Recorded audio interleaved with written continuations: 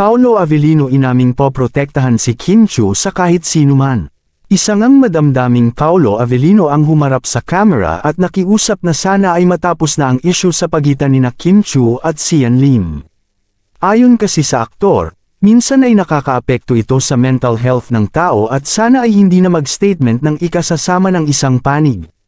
Matatandaan nating noong mga nakaraang linggo ay sunod-sunod ang paglabas ni Sian Lim ng mga pribadong detalye sa kung ano ang tunay na nangyari sa kanila ni Kim Chiu.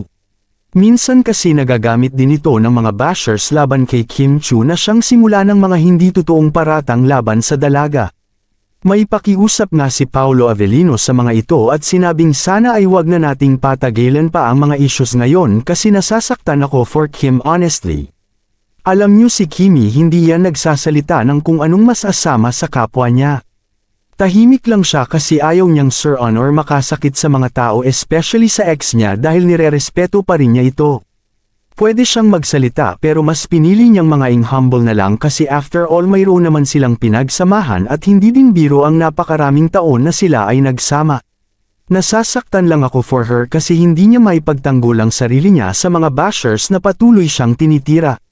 So please tigilan na po natin yung paglabas ng kung ano-anong statement para na din mag-heal at magkaroon siya ng peace of mind. Ako yung nakakasama niya palagi kaya nagpapasalamat din ako kay Kim for giving me the trust and promise ko talaga sa kanya na poprotektahan ko siya. Ito ang nakakatouch na sinabi ni Paolo Avellino patungkol sa patuloy na pagtira ni Sian Lim sa ex-girlfriend niya. Hiling ng aktor ay sana magkaroon ng tuluyang payapa na buhay si Kim Chiu at lubayan na siya ng mga chismis. Anong masasabi ninyo sa balitang ito?